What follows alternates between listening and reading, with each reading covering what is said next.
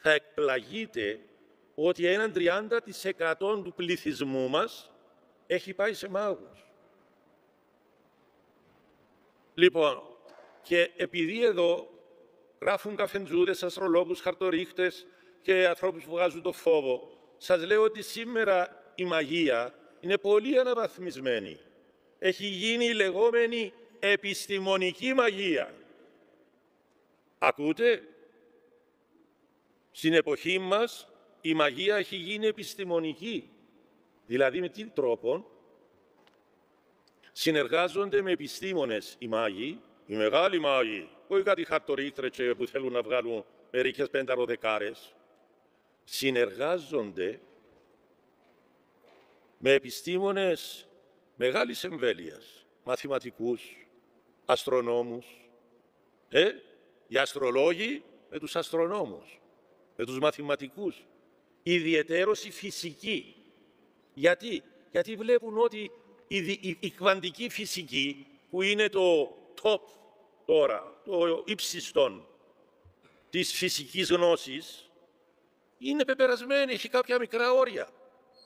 Οπότε, ακούσω ότι στην Ελβετία, που γίνεται το CERN, το μεγαλύτερο πείρασμα της ανθρωπότητας στον 21ο αιώνα, ακούς και διαβάζεις ότι αυτοί οι φυσικοί επιστήμονες, που τώρα είναι Έλληνας ο διευθυντής, αυτές τις μέρες διορίστηκε, ακούς ότι κάνουν και τελετές μαγείας,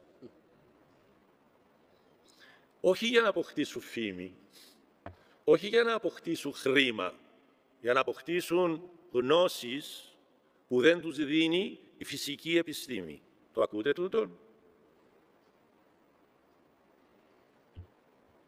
Για να μην πούμε, ορισμένοι γιατροί, όταν έχουν αδιέξοδες καταστάσεις και περιστατικά, συνεργάζονται με μάγους για να τους αποκαλύψουν αυτόν τον εύρο, το οποίο πειράζει τη Γεωργία, να το πειράξουμε ή να μην το πειράξουμε.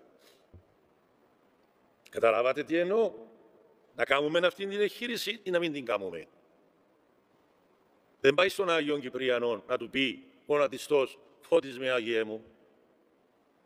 Ή όπως έκαμνε ο Άγιος Λουκάς της Κριμαίας, ο Άγιος, σε συνθήκες βαριάς αθείας στη Σοβιετική Ένωση, όταν έκανε εγχειρήσεις, λέει, η πρώτη του δουλειά, μόλις εγυμνώνεται ο ασθενής από τις νοσοκόμες και νοσοκόμους, εδώ με το βαμβάκι, λέει, αφού έβλεπε κατά Ανατολάς και έκαμνε μία προσευχή, εβουτούσε το βαμβάκι μέσα σε έναν υγρό που είχε, μπορεί να ήταν και αγιασμός το υγρό, να το έπαιρνε μαζί του αγιασμό, και σταύρωνε, λέει, το σώμα του ασθενούς.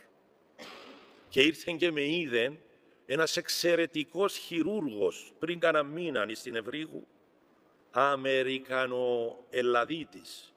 Και το έρχεται και στην Κύπρο και κάνει εγχειρήσεις δύσκολες, πολύ δύσκολες, στα πρόσωπα των παιδιών, όταν παραμορφωθούν σε δυστυχήματα, είναι η ειδικότητά του. Και αυτός ο άνθρωπος μου είπε, μέσα στο χειρουργείο γονατό, και ό,τι θέλουν να σπούν οι άλλοι γιατροί, μου λέει, και οι νοσοκόμοι. Γονατό, προσεύχομαι, σταυρώνω τον ασθενή, όπως έκαμνε ο Άγιος Λουκάς, και έτσι ξεκινώ, λέει, να κάνω το χειρουργείο. Δεν το κάνουν όμως οι πιο πολλοί τούτο. Εμπιστεύονται τον εαυτόν τους. Ή φοβούνται τον εαυτόν τους, μην μπλέξουν και ρωτούν έναν μάγο. Αφήνω δε που εγεμίσαμε τον τόπο. Ξέρετε τι είναι η Χίλερ?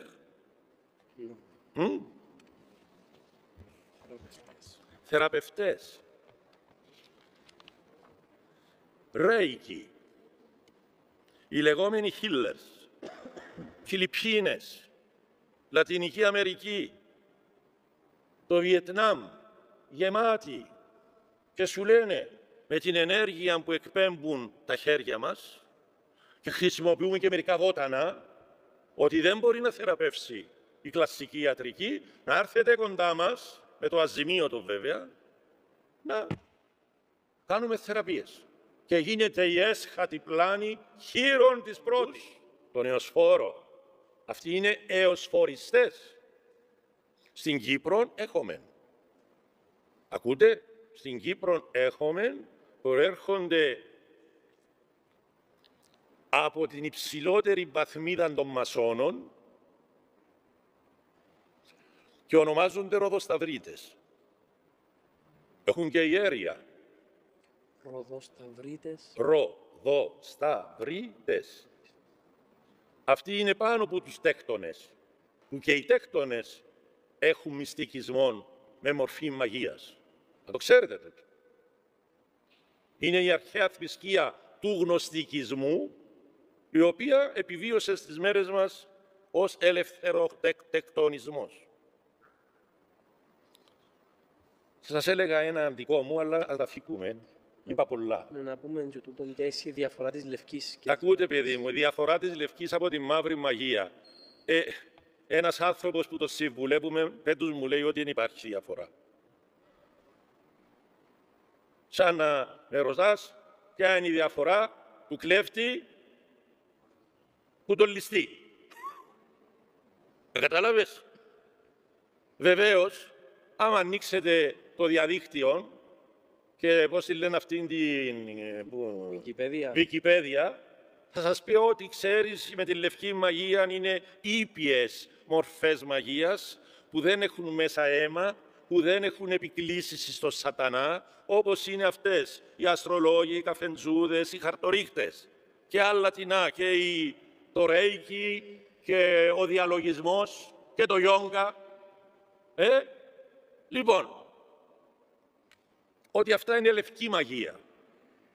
Και μαύρη μαγεία είναι ότι έχει αίμα. Όπως σας είπα προηγουμένως με τον Άλις Κούπερ. Ο σατανισμός, οι οσφοριστές. Κάποτε συναντήθηκα στην Ύδρα με τον Άγιον Καλλίνικον, επίσκοπον Εδέσσης. Εγώ τότε ήμουν φοιτητής και έβγαινα από την πλάνη της αριστερής σκέψης. Και γυρνάει και μου λέει, Κυπρέος είσαι? Είμαστε στο αρχονταρίκι του Αγίου Νεκταρίου, στην Αίγινα. Του λέω, ναι, ανιερότατη. Και σαν να με ήξερε χρόνια, γυρνάει και μου λέει, παιδί μου, εγώ το είπα και σε ένα κήρυγμα. Ήταν εκεί, μου λέει, και αριστεροί και δεξιοί βουλευτές. Και τι τους είπες, του λέω, γέροντα? Άσπρη σκύλη, μαύρη σκύλη, όλοι σκύλοι μια γενιά. Είπες έτσι πράγμα, λέω? Παιδί μου, ο επίσκοπος γίνεται για να λέει την αλήθεια.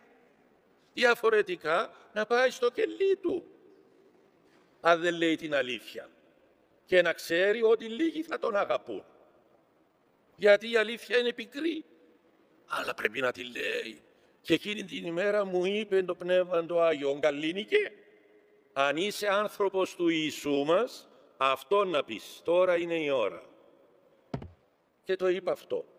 Λοιπόν, το ίδιο ισχύει και τη μαύρη και τη μαύρη και τη λευκή μαγεία. Όλη τη δουλειά του σατανά κάμνω.